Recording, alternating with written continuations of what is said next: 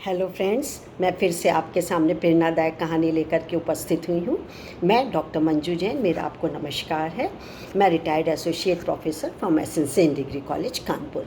तो जैसा आपको विदित है, मैं पिछले साल से 1.5-2 साल होने को आ रहे हूँ। मैं प्रेरणादायक कहानी नामक शीर्षक के अंतर्गत कुछ सीख देने वाली रोचक मज़ेदार कहानियाँ आपके साथ प्रेषित करती हूँ, शेयर करती हूँ।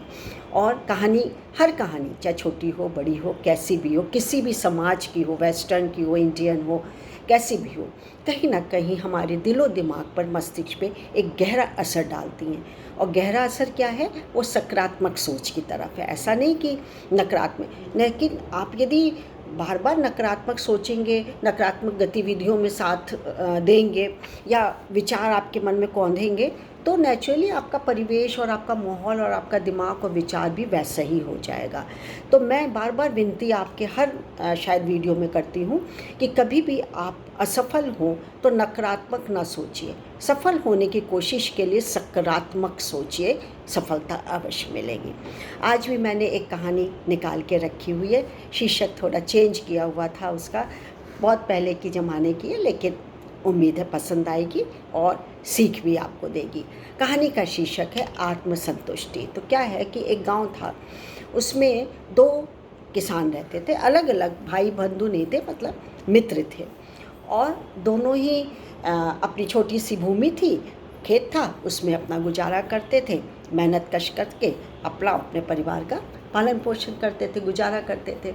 अब क्या हुआ संयोग से कि दोनों की मृत्यु एक साथ हुई और दोनों ही स्वर्ग में एक साथ पहुँचे। तो वहाँ पर यमराज ने उनको प्रभु के आगे, जो भी हो, विक्रमादित्य हो यहाँ पे वहाँ पे जो भी हो, उनके पास लाकर खड़ा किया।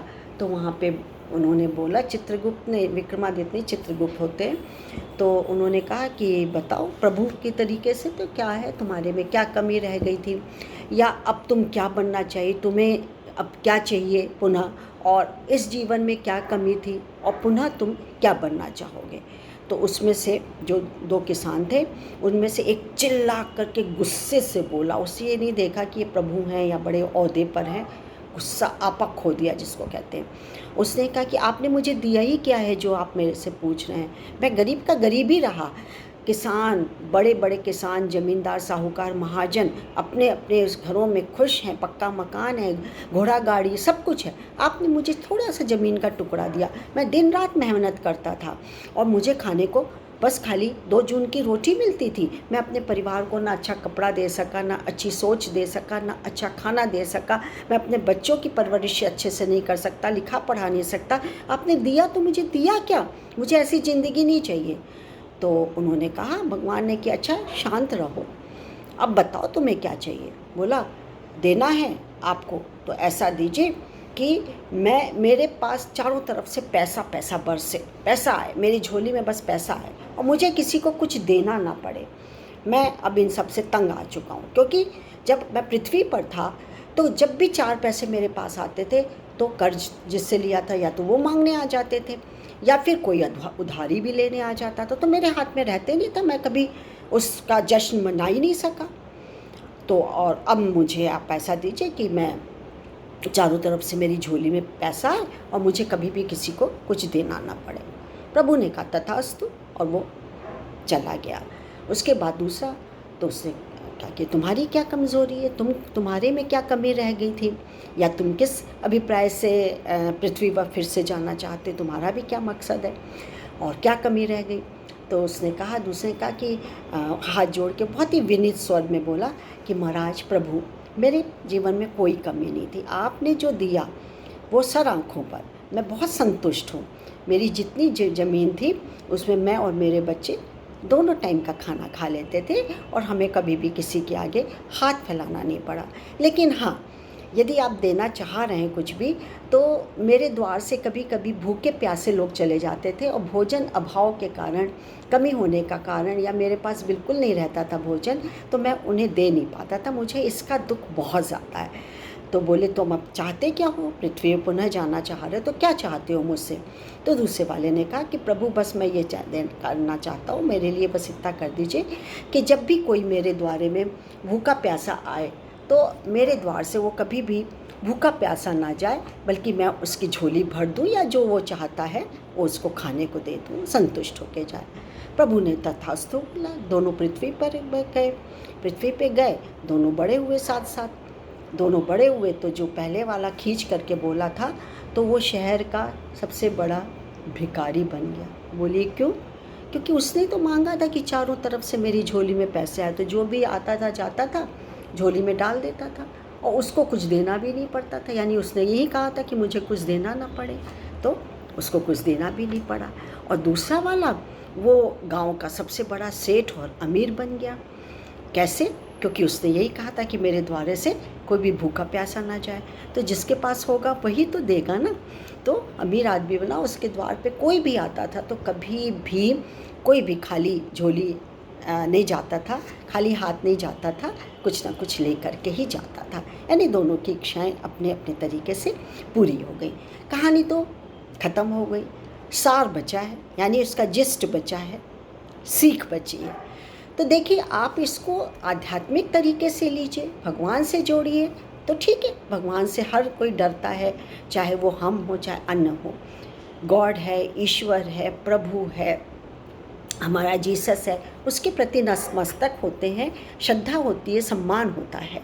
और या फिर आप हमारे सामाजिक में उसमें देख लीजिए, पारिवारिक उसमें देख लीजिए, हेड ऑफ़ द फैमिली होता है और समाज में सरकार होती है। हम डरते हैं उसका, उनके कर्तव्यों की पूर्ति करते हैं, यानी उन्होंने जो नियम बना रखते हैं उसके अकॉर्डिंगली चलते हैं, ना चलने पर दंड के भागी होते हैं। तो इसको आप चाहे प्रभु से जोड़िए या समाज से जोड़िए या परिवार से जोड़िए, नियम पर चलना होता है।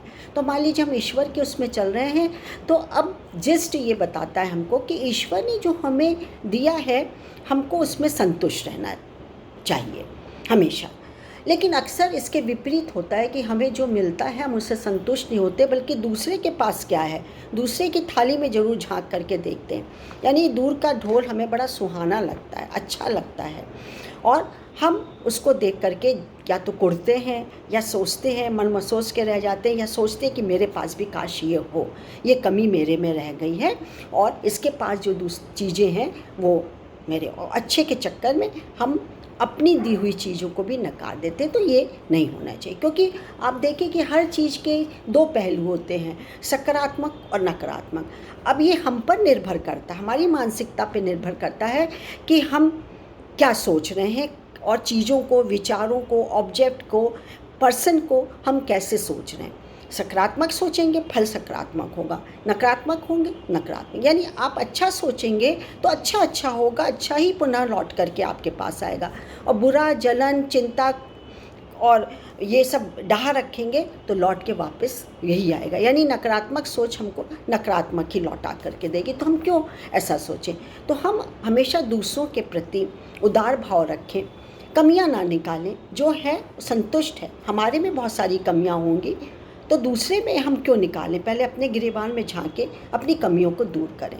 तो मित्रों, मुझे यही कहना है कि आप सब कुछ वही इकट्ठा करिए जो आपके पास है, अच्छी सोच को लाइए, और इकट्ठा भी वही करता है जिसके पास है, और खर्च भी वही करता है, बांटता है जिसके पास है। यानी बांटते जाइए, आता जाएगा, बांटते जाइए, इकट्ठा होता जाएगा, देते जाइए, इकट्ठा होता जाएगा। ऐसा कभी होता ही नहीं है कि हमारे पास इकट्ठा हो जाए और खर्च ना हो, तो बेकार है, फिर तो वो एकदम मतलब जैसे निरर्थक है वो।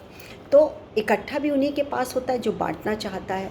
अब चाहे वो बांटे क्या, या तो भोजन बांट देता है, या धन बांट देता है, या मान सम्मान बांट देता है ना।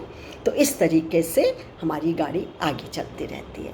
आपसे यही अपील है, आपसे यही प्रार्थना मेरी होती है कि अच्छा सोचें, अच्छा रहें।